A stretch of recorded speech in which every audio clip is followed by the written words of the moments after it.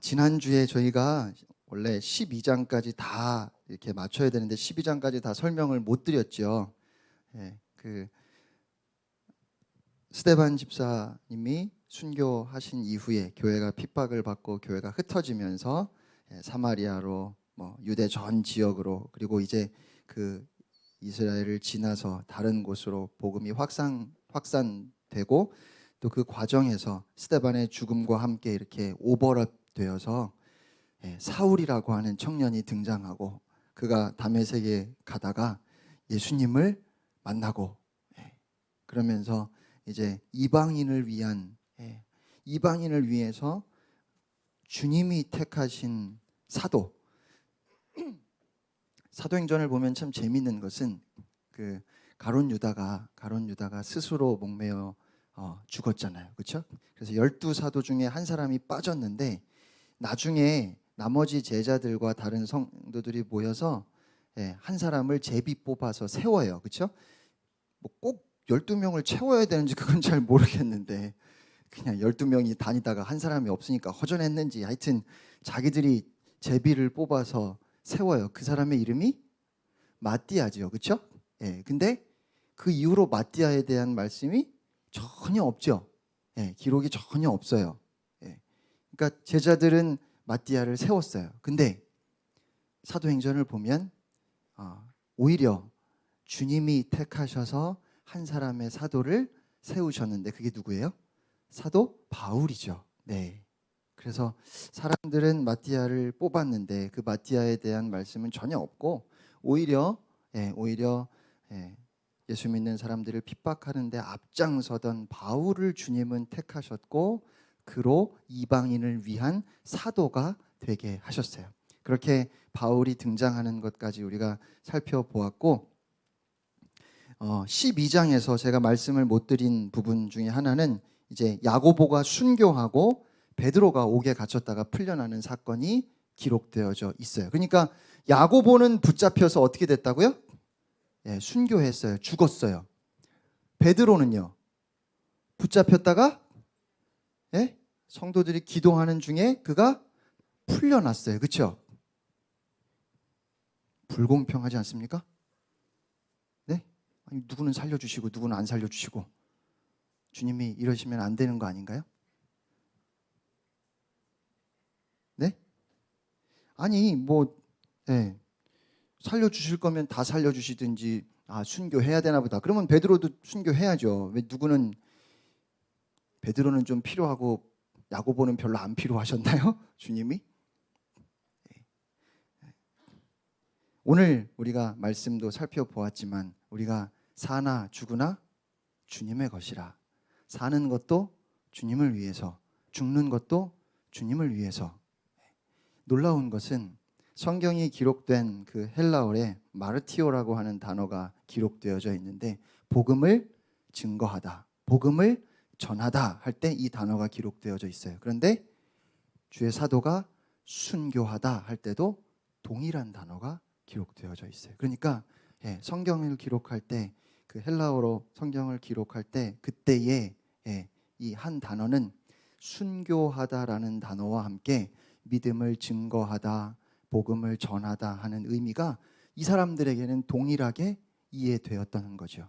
그런데 우리에게는 그게 동일하게 받아들여지지 않잖아요, 그렇죠? 그런데 여러분, 삶을 통해서 복음을 증거해야 할 때도 있고, 죽음을 통해서 복음을 증거해야 할 때도 있는 거예요. 그 주권은 누구에게 있습니까? 하나님께 있는 겁니다. 12장 한 장에 야고보의 순교와 베드로가 옥에 갇혔다 풀려나는 그 사건이 같이 기록되어져 있어서, 그래서 증인된 삶은 죽음을 각오하는 것이고, 또 죽음 역시도 주의 복음을 위한 것임을 우리로 하여금 깨닫게 합니다. 그것이 12장에 기록된 내용이고요. 이제 13장부터 14장까지 사도 바울의 1차 전도 여행이 기록되어져 있습니다. 사도행전을 그냥 이렇게 읽어가면 한 가지 오해할 수 있는 것은, 다메섹에 가다가 예수님 만났고 그가 바로 안디옥에 가서 있다가 이제 전도하러 가는구나, 이렇게 생각하실 수 있는데, 그 사이에 굉장히 오랜 시간이 끼어 들어가져 있어요. 사도 바울이 회심한 것은 뭐 우리가 정확하게 이렇게 유추하기는 어렵지만 거의 뭐 얼마 차이 안 나게 유추할 수 있는데 그게 주후 약 32년 경입니다. AD 32년 경에 사도 바울이 다메섹으로 가다가 예수님을 만나게 되었고요. 그 바울이 예루살렘을 방문했던 적이 있어요. 그게 또 사도행전에 나오는데 그게 주후 35년이에요. 그러니까 약 3년 후에 그가 예루살렘에 방문하게 되죠. 그리고 자기 고향에 가서 있다가 안디옥에서 사역을 하던 바나바가 이제 사울을 부르러 가죠. 고향에 있는 사울을 불러서 안디옥 교회에서 함께 사역하자라고 그렇게 콜링을 하는데 그렇게 콜링을 하는 연도가 약 AD 45년경이에요. 그러니까 32년에 그가 회심한 이후에 벌써 13년이 흐른 겁니다. 우리는 이 시간을 그냥 성경을 쭉 읽어가면서 느끼기 힘든데 이 사이에 그만한 시간이 있는 거예요. 그래서 사도 바울이 예루살렘으로 가기 전에 아마 아라비아에 갔던 것 같은데 뭐 거기서 3년을 다 있었는지 뭐 얼마를 머물렀는지는 알 수가 없어요. 그러나 그가 아라비아에 왜 갔을까? 뭐 학자들이 유추하기로는 왜 갔는지는 성경에 안 나오니까요. 아마도 모세와 같이 광야에 가서 하나님 앞에 정말 자신의 삶을 돌아보면서 예수님에 대해서 명확하게 알기 위해서 그가 3년이라는 시간을 아라비아에 있었다. 이렇게 전통적으로 이야기하기도 하고요. 정확하게 3년이나 거기 있었는지는 몰라요. 뭐 바로 다메섹에서 바로 아라비아로 갔는지 뭐 얼마를 있다가 갔는지 그것도 알 수 없고 또 거기 3년 동안 있다가 바로 예루살렘으로 갔는지 아니면 그러니까 어쨌든 그 예루살렘으로 간 사건 사이에 3년이라는 시간이 있기 때문에 전에는 한번 고등학생들이 이렇게 모여 있는 데서 예수님이 그 사도 바울이 3년 동안 뭐 했을까 그랬더니 군대 갔다 왔다고. 예수님의 생애에 대한 기록에도 이렇게 중간에 한 3년 정도 공백이 있거든요. 그걸 또 군대 갔다 왔다고. 지금은 군대가 그렇게 길지 않지만 그런 얘기도 누가 하는 바람에 점수를 많이 받았어요.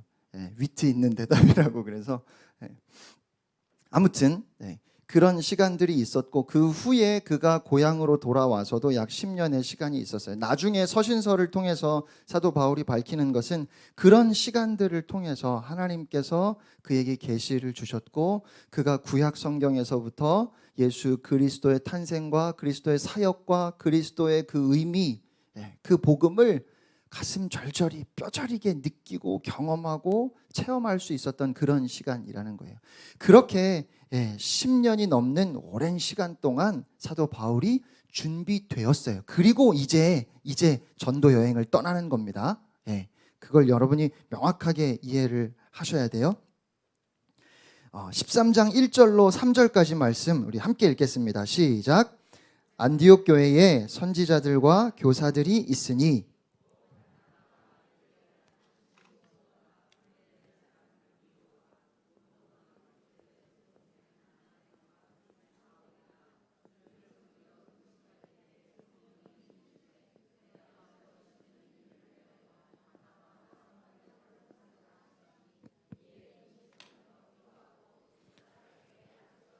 보내니라. 아멘. 아멘.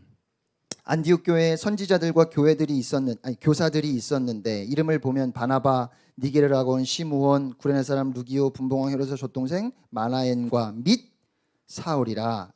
뭐 그 외에도 얼마나 더 있었는지는 모르겠지만 어쨌든 5명의 이름을 소개하고 있는데 그 중에 사울이 제일 나중에 나왔죠. 그렇죠? 바나바가 제일 먼저 나왔어요. 어떤 순서로 기록을 했을까요? 당시의 관례상 중요한 인물부터. 그래서 안디옥 교회에서 가장 중요한 중심이 되는 사역자는 바나바였고요. 그리고 이때까지만 해도 사울의 이름이 제일 끝에 나와요.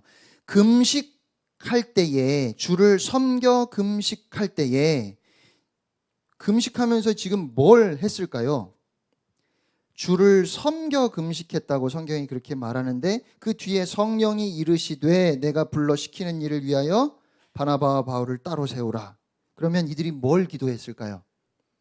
네? 제가 다음 달에 가게 오픈하려고 하는데 하나님 대박 나야 됩니다. 그리고 이제 밥 안 먹고 금식하면서 기도하는 거죠. 그렇죠? 네? 우리는 그럴 때 금식하지 않습니까? 근데 그럴 때 금식하는 건 밥 안 먹고 투정 부리는 거랑 똑같아요. 네. 그래서 하나님이 신경 쓰게 만드는 거죠. 네. 근데 지금 보면 그런 금식이 아니라 하나님의 뜻을 구하며, 앞에 보면 하나님을 섬겨, 주를 섬겨 금식했다. 우리 교회가 무엇을 해야 할까요? 라고 묻는데, 아니 뭐 그런 걸 물어보면서 뭐 밥도 안 먹어? 뭐 이렇게 우리는 지금 생각이 들지만, 초대교회 사람들은 복음의 감격 속에서 우리가 무엇을 해야 될까요? 라고 하나님 앞에 묻는데 식음을 전폐하고. 왜요? 그것이 너무너무 중요하니까. 그리스도인이 되었잖아요. 예수 그리스도가 나의 주인 되었잖아요. 그러니까 주인의 뜻을 아는 것이 너무너무 중요하다는 말이죠. 그래서 순수함 가운데, 순결함 가운데 금식하고 기도하면서 주님의 뜻을 알고자 했어요. 그리고 그때 성령님이 바나바와 바울을 따로 세우라. 그래서 그 두 사람을 안디옥 교회가 파송하는데, 그런데 오늘 말씀을 보면 안디옥 교회가 파송하지만 궁극적으로 누가 보내시는 겁니까? 성령님이 보내시는 거예요. 그래서 사도행전의 중심이 되는 1장 8절 말씀처럼 성령이 임하시면 너희가 권능을 받고 내 증인이 되리라 하신 그 말씀처럼 지금 성령님이 안디옥 교회에 역사하셔서 성령님이 바울과 바나바를 파송하십니다. 그렇게 이제 보내심을 받고 그들이 가게 돼요. 지도가 있죠. 여러분 보통 이렇게 성경 보시면 성경 뒤편에도 지도가 나오는데, 그 바울의 첫 번째 전도 여행이 어떤 루트로 이렇게 되는지, 처음에 노란색이 가는 거고요. 노란색이 출발해서 이렇게 가는 것이 노란색이고, 다시 더베까지 갔다가 다시 돌아서 안디옥으로 돌아오게 되죠. 그게 귀환하는 그런 루트예요. 아마 여러분 성경 뒤쪽에 보시면 보통은 많이 이 지도가 붙어 있는 경우가 있습니다. 그렇게 지도를 보셔도 좋고, 한국적인 지형을 가지고 제가 사도 바울이 그래서 서울에서 출발해가지고 제일 먼저 수원을 들렸잖아요. 그래가지고 조금 내려가서 호남 쪽으로 이번에는 방향을 틀어가지고 뭐 서산을 거쳐서 뭐 군산을 이렇게 설명을 하면 여러분이 그려지고 현실감이 있는데, 전혀 알지 못하는 지중해권의 지도에서 도시들의 이름이 나오니까 이게 너무 어색하거든요. 그래서 이 내용을 여러분이 뭐 잘 아셔야 되는 것도 아니고 이게 시험에 나오지도 않지만 그러나 여러분이 이 지도를 보시면 이렇게 이동을 해서 갔구나. 그리고 이제 1차 전도 여행에서 2차 전도 여행, 3차 전도 여행으로 이게 확장되어질 때, 그때 여러분이 더 이 내용들을 조금 더 이렇게 친숙하게 보실 수 있기 때문에 지도를 잠깐 보여드리는 것이고요. 제일 먼저 갔던 곳이 배를 타고 섬으로 갔네요. 그렇죠? 구브로라고 하는 섬, 오늘날로 하면 사이프러스 섬입니다. 그 섬을 이렇게 가로로 가로질렀으니까 이걸 뭐죠? 횡단했다고 하죠. 그렇죠? 횡단했다고 해서 구브로 섬을 횡단했는데 이곳이 바나바의 고향이에요. 그래서 바나바가 아무래도 전도 여행을 떠나는데 자기가 잘 알고 안내할 수 있는 곳으로 가장 먼저 가지 않았나 싶어요. 그래서 횡단해서 성경에 바보라고 돼 있는데 바보 아니고 파포스라고 하는 도시입니다. 구브로 섬의 가장 번화하고 큰 도시였던 파포스라고 하는 곳에 가서 그곳에서 서기오 바울이라고 하는 사람을 만나요. 그 섬의 총독인 서기오 바울을 만나서 이 전도팀은 그에게 전도하려고 애를 썼는데 그 옆에 딱 붙어있는 거짓 선지자 바예수라는 말은 그 말 그대로 하면 예수의 아들이라는 뜻이에요. 이름부터 좀 이상하죠? 그런 마술사가 그걸 방해하죠. 그래서 바울이 그 바예수를 저주합니다. 그러자 그가 앞을 보지 못하게 돼요. 그것을 보고 총독이 바울을 청해서 하나님의 말씀을 듣죠. 13장 7절 말씀 함께 읽겠습니다. 시작. 서기오 바울은 지혜 있는 사람이라 바나바와 바울을 불러 하나님의 말씀을 듣고자 하더라. 지혜 있는 사람이라 하는 그 설명과 바나바와 사울을 불러서 무엇을 듣고자 했다고요? 하나님의 말씀을 듣고자 하더라. 그러니까 어떤 사람이 지혜로운 사람입니까? 하나님의 말씀을 듣고자 하는 사람. 솔로몬이 저에게 듣는 귀를 주시기를 기도합니다 라고 했을 때 성경은 그것을 지혜라고 말하잖아요. 그렇죠? 그러니까 지혜는 무엇인가 하면 하나님의 말씀을 듣고자 하는 것이 지혜예요. 그러면 어리석은 건 뭡니까? 하나님의 말씀을 안 듣는 게, 그렇죠? 하나님의 말씀을 안 듣는 것이, 그것이 어리석음이에요. 그래서 여러분 성경을 많이 읽으면 지혜로워지고 도대체 성경을 안 읽으면 어리석은 거죠. 그게 어리석은 거라니까요. 도대체 성경을 안 읽는 것. 안 읽으니까 성경 내용을 모른다는 말이 아니라 지혜를 얻지 못한다는 그런 의미예요. 성경은 일관적으로 하나님의 말씀을 듣는 것이 지혜라고 그렇게 이야기하고 있어요. 그렇게 구브로 섬을 들려서 두 번째로 간 곳이 비시디아 안디옥이라고 하는 곳입니다. 13절을 보시면 바울과 및 동행하는 사람들이, 지금 사울의 이름이 바울로 바뀌었죠. 그리고 하나 더 재미있는 것은 아까 제가 그 안디옥 교회의 선지자들과 교사가 있는데 이러한 사람들이다 할 때 중요한 사람을 제일 앞에 둔다 그랬잖아요. 그때 사울의 이름이 제일 마지막에 나왔어요. 그렇죠? 근데 13절밖에 안 되는데 그게 1절에서 나왔던 말씀인데 13장 13절 내려와서 보니까 이 순위가 바뀌었죠. 사도행전이 굉장히 급박하게 변합니다. 그러면서 바울이 제일 앞에 나왔고 나머지는 이제 이름도 얘기를 안 해주네요. 제가 바나바 같으면 굉장히 서운할 것 같아요. 근데 바울과 및 동행하는 사람들, 나머지 사람들은 다 그냥 기타 등등으로 들어가 버린 거예요. 비시디아 안디옥이라고 하는 곳에 가서 안식일에 회당에 들어가 앉으니라. 자, 왜 바울이라는 이름이 이렇게 앞으로 나오는가 하면 바울은 랍비였어요. 그리고 이 회당이라고 하는 것은 예루살렘이 멸망하면서 그들이 뿔뿔이 흩어질 때 포로 시대 때부터 곳곳에 유대인들이 가는 곳마다 회당을 지었는데, 그래서 그곳에서 함께 모여서 율법을 공부하고 또 이 랍비들은 어디를 가든지 회당에 가면 사람들을 다 모이라고 하고 그곳에서 설교할 수 있는 권리가 있었는데 바울이 바로 그런 권리를 가지고 있었다는 거죠. 그리고 이제 회당을 중심으로 유대인들에게 곳곳에서 도시마다 주의 복음을 전하는 본격적인 사역이 시작되게 돼요. 그런데 회당에서 유대인들을 불러서 먼저 복음을 전했는데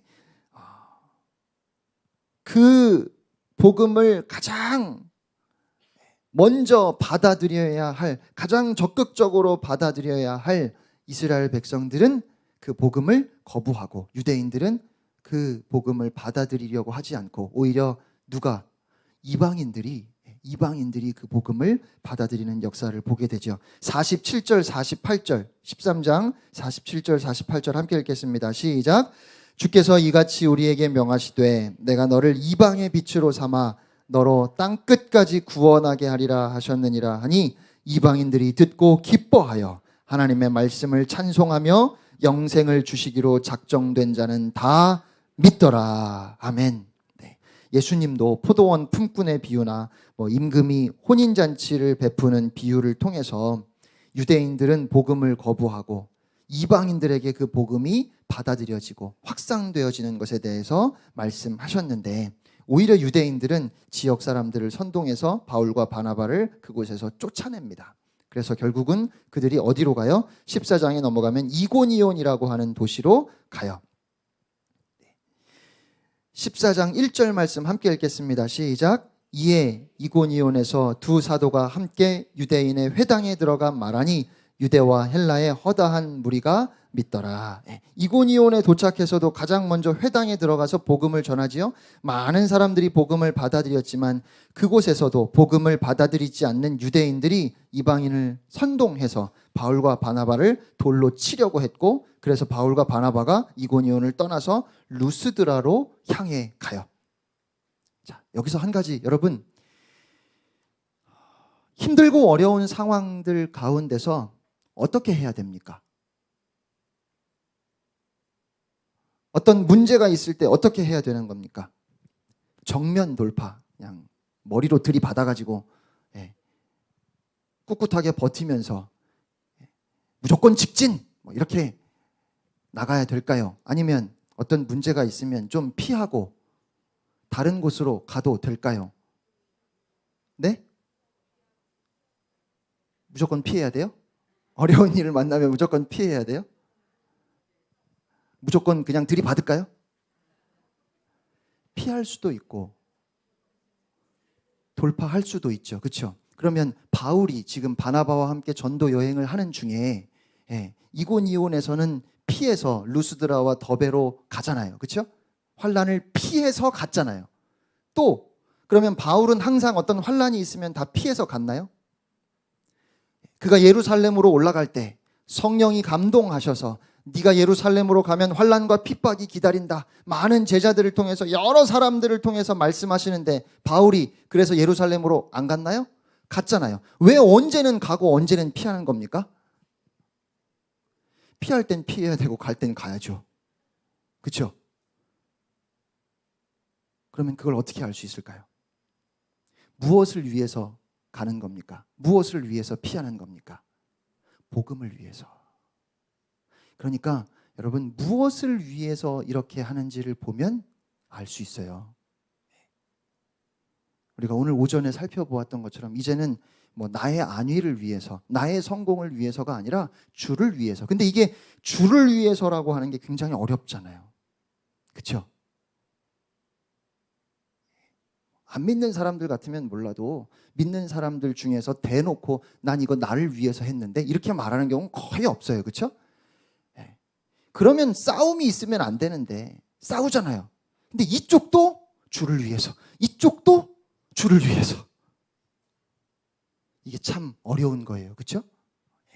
어떠한 한 가지를 선택해야 할 때, 결정해야 할 때 쉽지 않아요. 기도하면 주님이 다 알려주시던가요? 그럼 얼마나 좋겠습니까? 기도해도 모를 때가 많아요. 그러면 어떻게 할까요? 제가 한 가지 팁을 드리면, 이게 나를 위해서 이게 좋을까 저게 좋을까를 고민하면 모르겠어요. 진짜 모르겠어요. 예를 들면 학교를 선택하는데 이 학교를 가는 게 좋을까 저 학교를 가는 게 좋을까, 직장을 선택하는데 이 직장을 가는 게 좋을까 저 직장을 가는 게 좋을까. 그럴 때 어떡하죠? 담임 목사한테 전화해갖고 이것 때문에 고민되는데 기도해 봐달라고. 제가 얼마나 무서울까요? 저보고 책임지라는 거잖아요. 그런데 어떤 것이 나에게 좋을까를 고민하면 하루에도 생각이 12번도 더 바뀌어요. 이게 좋을 것 같은데 자고 일어나서 그래 일로 가야지 하니까 아닌 것 같은데. 그렇죠? 근데 많은 경우에 이게 나를 위해서 무엇이 유익할까를 고민하면 그렇게 도대체 갈피를 잡을 수가 없는데, 주를 위해서 그건 너무 추상적이잖아요. 그래서 주님이 주를 위해서라고 하는 건 우리가 결론 내리기가 참 어려울 것 같으니까 그때 주님이 뭐라고 그러셨죠? 이웃을 사랑하는 것이 하나님을 사랑하는 것이다. 그러면 우리는 어떤 기준으로, 내가 어떤 선택을 하는 것이 다른 사람들에게 도움이 될까? 더 많은 사람들에게 유익한 건 어떤 길일까? 많은 경우에 그렇게 고민하면 고민할 필요도 없어요. 답이 이미 보여요. 그러면 우리는 그 길을 가는 겁니다. 나를 위해서가 아니라 많은 사람들을 위해서, 아직 주님을 알지 못하는 사람들을 위해서, 이웃을 위해서, 그리고 그것이 곧 주를 위한 길이에요. 그리고 그런 기준을 가지고 여러분이 분명히 선택했어요. 근데 그럼에도 불구하고 실수할 수 있을까요? 없을까요? 실수했을지도 몰라요. 그렇죠? 그렇게 실수했을 때는 하나님이 합력하여 선을 이루게 하십니다. 그게 복음이에요. 그런 믿음이 있는 거예요. 하나님이 우리에게 분명한 능력과 완전함을 요구하시는 것이 아니라 우리의 마음 중심이 어디를 향해 있는지. 그래서 우리는 주를 위한 결정을 하고 싶었어요. 더 많은 사람의 유익을 위한 결정을 하고 싶었어요. 그런데 우리가 어리석으니까, 우리가 연약하니까 실수할 수 있잖아요. 그렇게 실수했을 땐 하나님이 책임지신다고요. 근데 무엇이 나에게 좋을까를 선택해놓고 그러고 가는데 하나님이 안 도와주신다고 또 하나님한테. 그건 성도의 삶이 아니죠. 사도 바울도 어느 때는 피했어요. 어느 때는 죽으라고 갑니다. 왜요? 주를 위해서, 복음을 위해서. 그것이 그가 전도 여행을 통해서 우리에게 보여주는 것이죠. 그렇게 루스드라와 더베까지 갔다가 루스드라와 더베에서는 태어나면서부터 걷지 못했던 사람을 바울과 바나바가 일으켜 세우죠.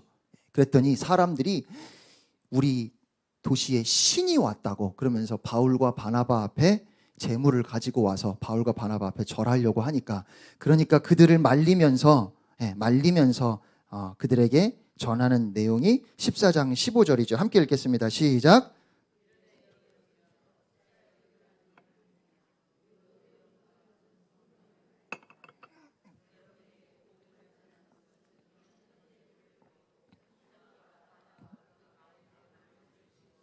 살아계신 하나님께로 돌아오게 함이라. 아멘. 이게 복음이죠. 헛된 일을 버리고, 어떤 게 헛된 일이에요? 그 안진뱅이가 일어나서 걷는 것을 보고 지금 바울과 바나바 앞에 제물을 가지고 찾아왔잖아요. 두려움에 찾아왔을 수도 있을 겁니다. 그러나 왜 그렇게 찾아왔을까요? 바울과 바나바에게 잘 보이려고. 왜요? 자기들도 바라는 게 있어서. 근데 그걸 가리켜서 오늘 성경은 뭐라 그래요? 그런 헛된 것 좀 버리고, 그런 헛된 일을 버리고 살아계신 하나님께로 돌아오라. 여러분, 이것이 성경이 우리에게 요구하는 콜링이에요. 이것이 복음의 콜링이라는 겁니다. 헛된 일은 좀 버리세요. 그리고 안디옥으로 귀환하게 되는데, 안디옥으로 다시 돌아가게 되는데 14장 22절 말씀, 너무너무 중요한 말씀입니다. 우리 함께 읽겠습니다. 시작. 제자들의 마음을 굳게 하여 이 믿음에 머물러 있으라 권하고, 또 우리가 하나님의 나라에 들어가려면 많은 환난을 겪어야 할 것이라 하고. 전도 여행을 통해서 세웠던 교회들, 그가 애착을 가지고 그곳에 교회가 세워지는 것을 보면서 감격했고, 이제 다시 안디옥으로 돌아가야 하는데 남겨질 제자들을 향해서, 복음의 사람들을 향해서, 오늘날로 말하면 교회를 향해서 사도 바울이 당부하는 것이 무엇인가 하면, 마음을 굳게 하여 믿음에 머물러 있으라. 또 우리가 하나님의 나라에 들어가려면 많은 환난을 겪어야 할 것이라. 그때는 그렇고 지금은 아닐까요? 지금도 마찬가지입니다. 여러분, 그리스도인이 된 후에 하나님의 나라에 들어가기 위해서 우리는 많은 환난을 통과해야 돼요. 그런데 중요한 것은 그리스도 안에서 그 놀라운 영광을 얻기 위해서, 하나님의 나라에 들어가기 위해서 고난을 통과해야 되는데, 그 말은 그러한 고난 없이 영광을 얻을 수 있다 없다? 없다. 고난 없이 영광은 없어요. 그런데 이것을 또 뒤집어 보면 그리스도 안에 있는 우리에게 영광이 없는 고난도 없는 겁니다. 이 약속이 없으면 우리가 어떻게 살아가겠어요? 그렇죠? 여러분, 힘들지만 어렵지만 그것은 영광을 얻기 위한 과정이라는 거예요. 여러분의 그 힘들고 어려운 삶에 반드시 하나님께서 비교할 수 없이 갚아주시는 영광이 있어요. 이것을 믿고 가는 것인데, 그런데 또한 그 영광을 얻기 위해서 우리가 많은 고난을 통과해야 한다는 것도 오늘 주님은 우리에게 말씀하셔요. 이것을 여러분 분명히 기억하실 수 있기를 바랍니다. 고난이 없는 영광은 없습니다. 그러나 또한 영광이 없는 고난도 없는 겁니다. 우리의 삶이 우리 하나님의 손 안에 있어서 우리 안에 착한 일을 시작하신 그 하나님께서 그리스도 예수의 날까지 우리의 삶을 이끄실 것을 믿습니다. 그렇게 안디옥에 돌아와 보니까 이 할례당 사람들이 예루살렘 교회에서 보낸 것도 아닌데 예루살렘으로부터 이 할례당 사람들이 안디옥에까지 왔어요.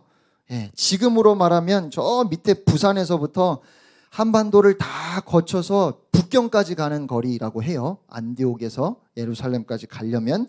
그런데 그 먼 길을 예나 지금이나 엉뚱한 짓 하는 사람들은 참 열심히 해요. 그렇죠? 열심히 해야 되는 사람들은 안 하는데 쓸데없는 짓 하는 사람들은 뭘 이렇게 열심히 하는지 모르겠어요. 그래서 할례당이 와서 바나바와 바울이 가르친 대로 믿으면 안 되고 너희가 할례를 받아야 된다. 이렇게 주장했던 거죠. 이 문제를 가지고 바울이 깜짝 놀라서 아니 무슨 말을 하는 거냐 그들과 대적하면서 아니다 오직 예수 그리스도의 은혜로 구원받는 것이다 얘기하는데 이게 해결이 돼요 안 돼요? 안 돼요. 그래서 그래 그러면 좋다 우리 예루살렘에 가자. 예루살렘에 가서 이 문제에 대해서 분명하게 따져보자. 그래가지고 교회 역사 속에 최초의 총회가 열리는 겁니다.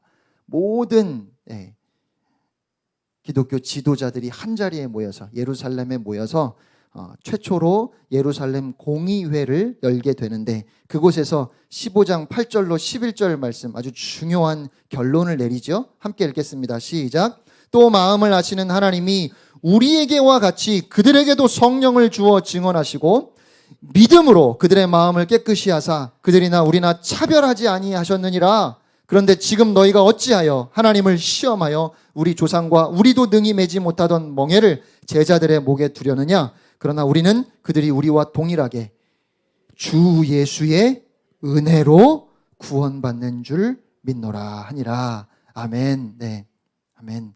이방인들에게 복음이 전파될 때 어떤 일이 일어나는지 하나님께서 베드로를 부르셔서 고넬료의 집에서 그것을 경험하게 하셨죠. 그래서 사도 바울이 이야기하고 베드로가 또 거들고 내가 분명하게 성령이 역사하는 것을 보았다. 그래서 결론은 누가 내렸을까요?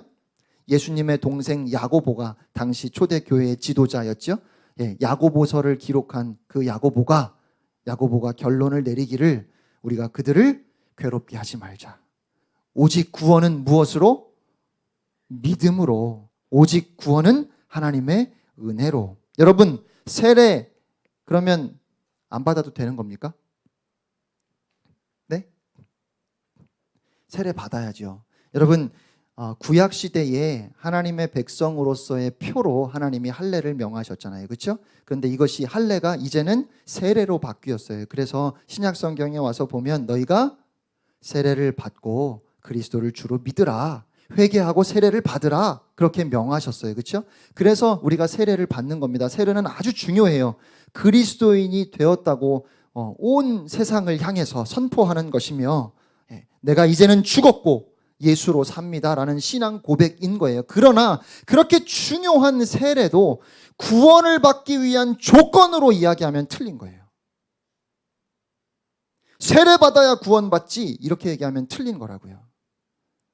구원받기 위해서 회개하고 세례 받으라고 말하는 건 맞는데 그런데 구원받으려면 꼭 세례 받아야 돼. 이렇게 구원의 조건으로 예수 그리스도의 십자가 은혜 외에 무엇을 갖다 붙이든지 다른 무엇인가를 조건으로 내세우면 그건 복음이 아닌 겁니다. 이걸 우리가 조심해야 돼요. 그래서 세례는 좋은 것이지만 그러나 절대로 그것이 구원의 조건이 될 수는 없습니다. 11절에 그렇죠? 그러나 우리는 그들이 우리와 동일하게 오직 주 예수의 은혜로 구원받는 줄을 믿노라. 주 예수의 은혜 외에 다른 어떤 조건도 없습니다. 다른 무엇도 거기다가 붙이면 안 되는 거예요. 구원의 조건은 오직 예수 그리스도의 은혜, 예수를 구주로 영접하는 것. 그리고 이제 돌아와서 이런 결론을 안고 돌아와서 안디옥 교회에 전하고 그래서 안디옥 교회가 다 좋아하고 이제 두 번째 2차 전도 여행을 떠나게 됩니다. 1차 전도 여행 때 지나쳤던 곳을 다시 지나가게 돼요. 우리 지도만 잠깐 한번 보여주세요. 네, 이게 확장이 됐는데 저기 섬이 있으니까 1차 때는 조그맣게 돌았구나 이렇게는 이해가 되시죠? 그렇죠? 네, 여기 오른쪽에 구브로 섬이라고 여러분 보이시니까 섬을 중심으로 이렇게 돌아가더니 이게 이제 갑자기 확장됐으니까 그렇구나. 근데 1차 전도 여행 때는 배를 타고 구브로를 가서 저 위쪽으로 비시디아 안디옥부터 이렇게 지나갔는데 이번에는 안디옥에서 육로로 해서 다소를 거쳐서 더베, 루스드라, 이고니온, 비시디아 안디옥, 이곳은 1차 전도 여행 때 사도 바울이 갔던 도시들이에요. 그곳을 먼저 다시 갑니다. 사도 바울은 항상 자신이 갔던 곳을 꼭 다시 가요.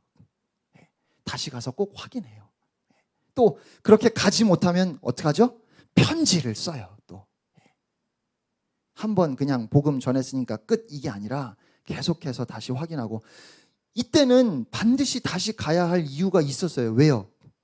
할례당과의 그런 일들, 예루살렘 공의회에서 결정된 일들을 가서 직접 알려주고 또 확인해야 되잖아요. 그들에게 혹시라도 그들도 복음이 변질되지 않도록 그렇게 명확하게 하기 위해서 1차 전도 여행 때 갔던 곳들을 다 다시 가게 되고요.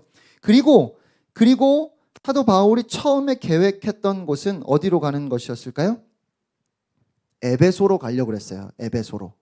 에베소라고 하는 도시는 당시 지중해 연안 도시들 가운데 가장 큰 도시 중에 하나였고, 아주 상업적으로 또 그곳이 아데미 신전이 있어서 종교적으로 굉장히 번화한 그런 도시였는데, 사도 바울은 내가 에베소에 가서 그 거짓된 종교들을 다 뒤집어 엎어놔야 되겠다, 뭐 이런 마음이 있었는지 하여튼 에베소에 가려고 했어요. 그런데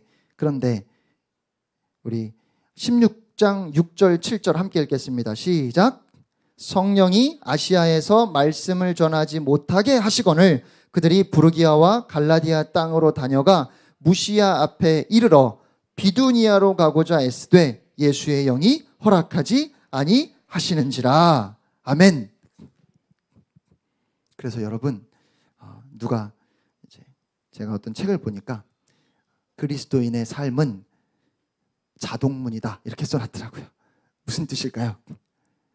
그리스도인의 삶은 뭐라고요? 자동문이다. 여러분, 우리의 삶은 자동문입니다. 문이 열리면 가야죠. 그렇죠? 안 열리면 안 가면 되죠. 참 쉽죠? 어려워요? 참 쉽죠. 성령님이 문 열어주시면 가면 돼요.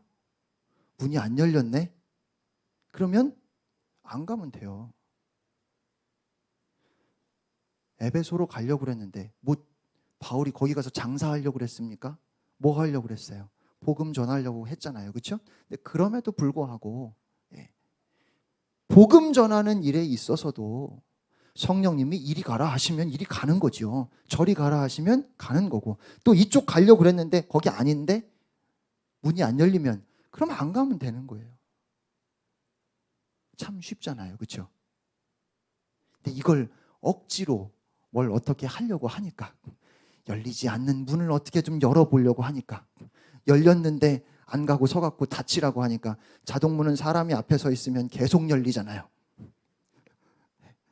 지나가라는 거예요, 성령님은. 그래서 계속 열리는데 우리는 끝까지 모른 척하고 안 가잖아요. 그러니까 어렵죠. 문이 열렸는데 안 갈라 그러니까 어려운 거예요. 안 열리는데 가려고 하니까 어려운 거고. 사도 바울도 에베소로 가려고 했는데 성령이 막으시니까, 그러면서 어디로 가요? 빌립보로 넘어가게 되죠.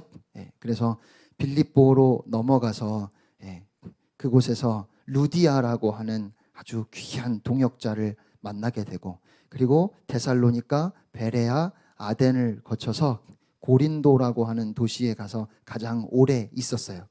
고린도라고 하는 도시에서 1년 6개월을 머물면서 그들 가운데서 하나님의 말씀을 가르쳤고, 그리고 다시 고린도에서 안디옥으로 돌아오는데, 안디옥으로 돌아올 때 에베소에 잠깐 뵙기를 들려서, 모르겠어요, 뭐 직항이 없었는지 아니면 미련이 남아서 도착 경유를 해서 가고 싶었는지 그건 정확하게 모르겠지만 에베소에 와서 거기서 복음을 전하고, 그리고 이야기하기를, 여러분 18장 19절로 22절 말씀을 보면 에베소에 와서 그들을 거기 머물게 하고 자기는 회당에 들어가서 유대인들과 변론하니 여러 사람이 더 오래 있기를 청하되 허락하지 아니하고 작별하여 이르되 뭐라고요? 만일 하나님의 뜻이면 너희에게 돌아오리라 하고 배를 타고 에베소를 떠나 가이사랴에 상륙하여 올라가 교회의 안부를 물은 후에 안디옥으로 내려가게 되지요. 여러분 2차 전도 여행에서 그가 에베소로 가지 않고 빌립보로 가게 되는데 드로아라고 하는 곳에서부터 사도 바울이 누구를 만날까요? 누가를 만납니다. 그러니까 성령님은 누가와 바울을 만나게 하셨어요. 그가 처음에 계획했던 곳으로 가지 못하게 하시고, 그래서 아시아라고 하는 건 여러분 우리가 살고 있는 이 아시아가 아니라 그 지중해 연안의 소아시아라고 부르는 그 지역의 이름도 아시아였어요. 그래서 그곳에서 복음을 전하지 못하게 하시고 건너가서 빌립보로 건너가게, 마게도냐 지역으로 가게 하셨는데, 그러면서 누가를 만나게 하셨고, 여러분 제가 누가복음을 이야기하면서 말씀드렸지만 그렇게 누가가 바울을 만나서 함께 동역하면서 누가하고 바울하고 두 사람이 기록한 신약성경이 신약성경 전체의 반이라고 그랬죠. 정확하게는 51%가 이 두 사람의 만남을 통해서 기록되었다니까요. 그러니까 사도 바울이 지금 곳곳에서 복음을 전하는 것도 중요하지만 이제 또 하나님은 우리를 생각하시면서 우리에게까지 하나님의 계획은 뻗어 있기 때문에 그가, 사도 바울이 누가를 만나고 그 두 사람이 동역하면서 그러면서 하나님의 말씀을 기록으로 남기고 그 말씀이 오늘 우리에게까지 전해져야 하는 그 놀라운 하나님의 역사 속에서 하나님이 인도해 가신다는 거예요. 그러니까 문 열리면 들어가면 되고 문이 안 열리면 안 가면 되는 거죠. 왜요? 하나님이 옳아요. 하나님이 맞아요.